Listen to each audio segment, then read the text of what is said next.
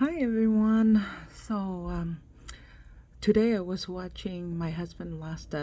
He was like, it was really funny. He was teaching my daughter's Rainbow how to drive a mini skid steer.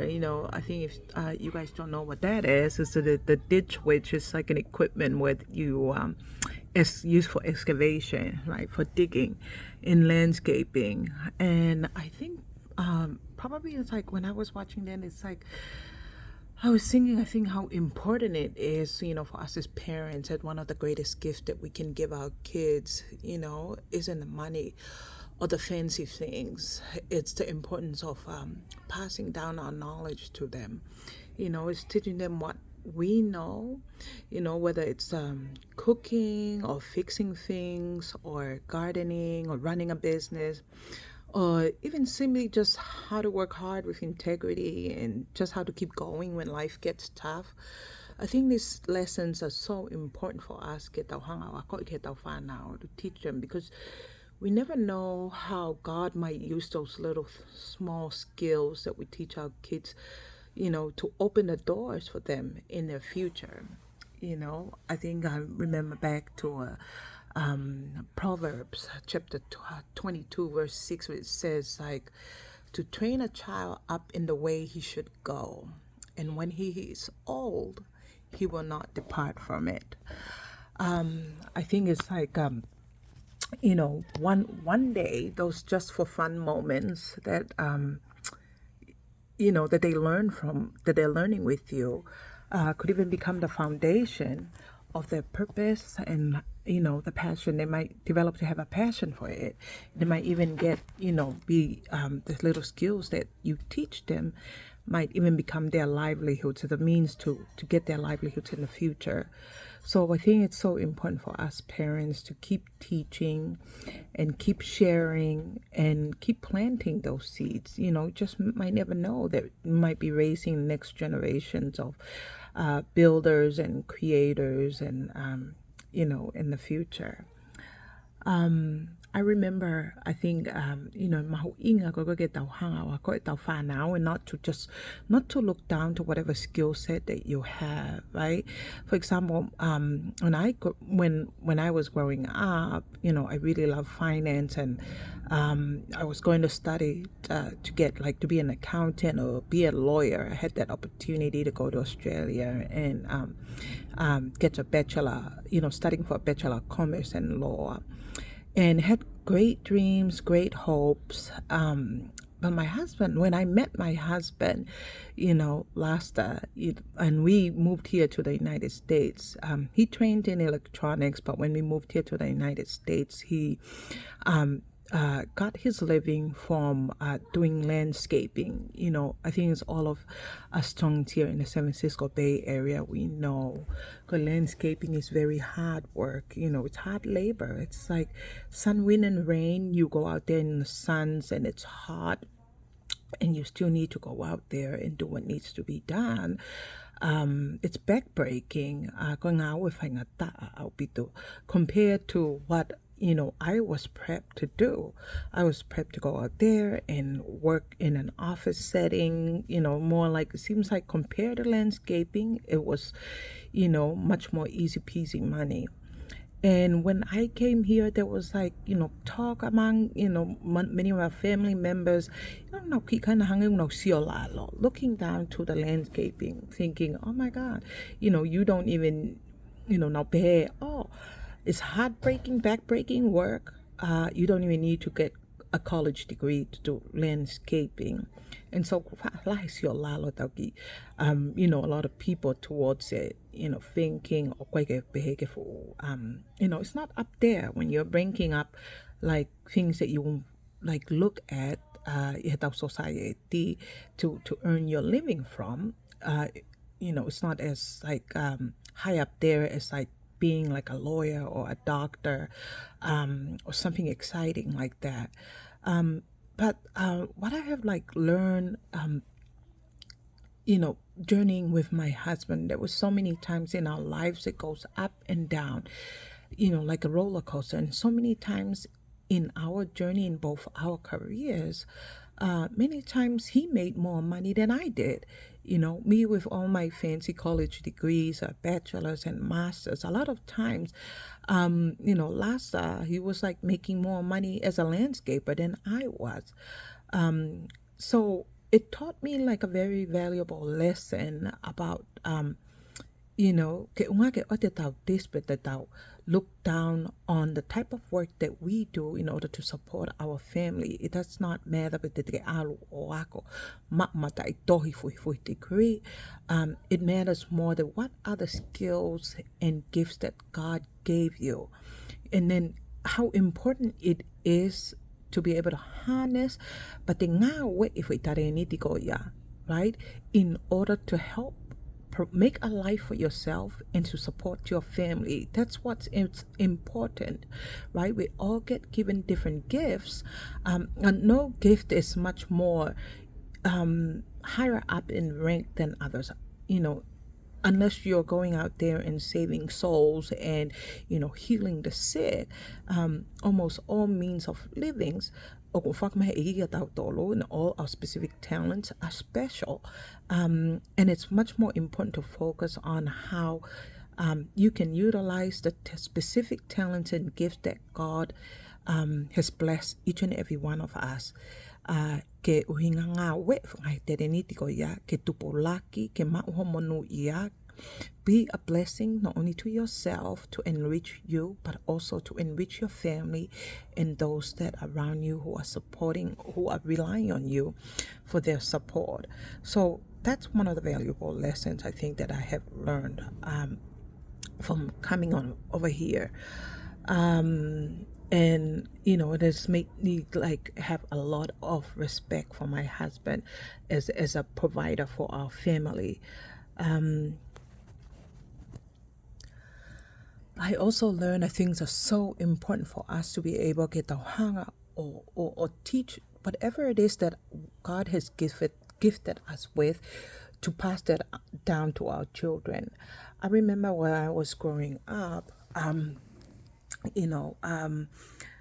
my parents, we had a beach resort called the Good Samaritan in Kolovai in Tonga. And I remember growing up ever since I was 12 when it was passed down from my auntie to my parents to run the business, how I would just dread coming home on Friday. All the kids will be happy on Friday that they're like finished from school and they could come and relax. I was dreading it because I had to work. My parents, had to make us, all our siblings and us, force us to go work at the Good Samaritan, to go either we'll be serving as hostess or working in a bar or doing, performing ta'olunga and, meeting the guests and, and doing a buffet and serving food and things like that.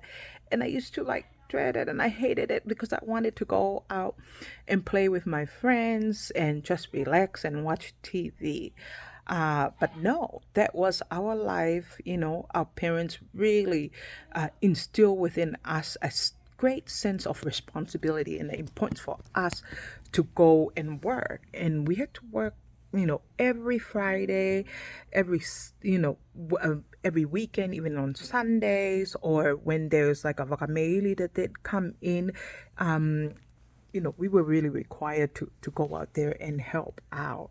And I think looking back and I see, I'm so grateful for that, because even though not mamahi ia and I didn't want to go work because, either I was lazy or I just wanted to relax like every other 12-year-old, 13, 15, 16-year-old out there. But looking back, I think it was one of the greatest gifts that my mom and my dad had given me is, instilling that great sense of work ethic, in making us and even forcing us to go work ever since we were young. Even when we were tired and if it was raining or there was hot and things like that. Even on Sundays, we did go to church, but we also had to go work on a Sunday afternoon, and I think looking back at that, I think compare the way that we I raised up my kids and how my parents raised us up, right? Um, Growing up over here, find out, like, how we want our children not to suffer, and we try to, make their life as easy as we can, and when we grew up, our parents did the same for us, both my upbringing, as a when I grew up, and how my I raised my kids over here. We have to, like, I have to admit, we did, we both live a life of, of privilege, meaning, we live a very comfortable life, much more easier than most kids, our age during that time. But I find, as I observe, like, I think one of the things that I observe about our children, or not just like, it's not just specifically my children, but I think a lot of the kids here, in the in Tupake Whanua Morini, right? Some of them, when meeting obstacles and the trials and storms that comes through in life, sometimes our children might tend to be, they get more stressed, and they might tend to buckle more under the stress when, things get hard. But some of the children, they have a tendency to get more, easier to get depressed and have anxieties, and things like that. Ngai me ako yan, didn't used to feel those ones growing up. And then I wondered to myself, it's like, my parents instilled the same kind of values of hard work and things like that in me. And it's the same lessons that I try to teach my own children too, as they were growing up. But I wonder, how, but why are our kids tend to be more stressed here, overseas, and more easily having anxiety than we were when we were growing up, right? And one of the things that came to mind, I think, is, it's not just like, it's not the main one of, let's just say, it's probably one of the main reasons why I think it's a difference in which how we were raised over in Tonga and how we were raised over here. One of the things that let's just say, that was critically missing here, instilling a work ethic, right? In Tonga, how we were like required to go and work every single Friday ever since I was 12, all the way to when I left college. Um, you know, it, uh, it was over here, our kids don't, didn't go work like we did. They do chores and things like that, but not actually go make sure that they have like a strict adherence to going to work. And I think that's one of the missing pieces in building, building a resilience in our children, is that I think it's important for them that there must be some kind of suffering, in their lives, in order for them to be able to learn. There's lessons to be learned that comes from suffering and doing hard things, that I think, if we, when we I think it's like, it's so important. I think as parents, it's so hard to watch our kids struggle, right? And then and to watch them fail, or it's hard for us to watch them get frustrated. And but I think that that's where the real growth happens. If we protect our kids too much from every challenge and every hard thing that they have to go through in life, I think we do them a disservice, because they'll never learn to stand tall on their own, or to help build that grit and build that resilience. Hold on there. I think I need to check the oven. I'm back. So, yeah, I think it's so important for us, get our wako, get our whanau, to work from a very young age, because I think it's through the hard work, and it's teaching them to have strength and resilience, to being able to instill that great sense of work ethic and perseverance, 'cause even when they're tired, even when life gets too hard, even when they have homework, they still need to get up and do the work, right? And when they don't feel like it, or they might be wanting to do things that are much more fun for them to do. Because I think that's one of the greatest things, that takeaways that I did coming away, from when I was growing up and being made to do, to turn up every single week to work, is that not only help me right now in my everyday lives, and going through facing so many different trials that I go through life, it helped me to manage my time and teach me responsibilities and a strong sense of loyalty to do my part in helping the family. And I think for me to teach the same values at that, to my own children, they will not be able to learn that if I just, teach it to them verbally. There are some lessons that can only be learned through making our children go through hard things and doing the work and letting them struggle, right? Because if we try to take away the pain too quickly, we try to protect them from every challenge that they come, I think they'll never learn to stand strong, to build that backbone that they need to stand strong to handle the storms that they face along the way. I think it's so important to let them do the hard work, let them fall, let them figure it out. Don't rush over there to, as soon as to dress them over there, they can figure it out. As long as you train them, let them try to dress themselves when they're like little toddlers. They fall down, they scrape their knee, you go there and you put a band-aid and then you push them back out again out there, right? Because if we rush to remove the pain too quick, we're seriously doing our kids a disservice. Because in those moments, I think, of struggle and pain, I think that's the time that God is shaping their character and their resilience, and helps them to have faith to get up and go get back up there on the horse and try again. I think in Romans chapter 5, verses 3 to 4, it reminds us that we should, rejoice in our sufferings, because in the suffering, that's when it produces perseverance. Because perseverance, that means kung matuyaki, even when things get hard, that's when you build strength and character.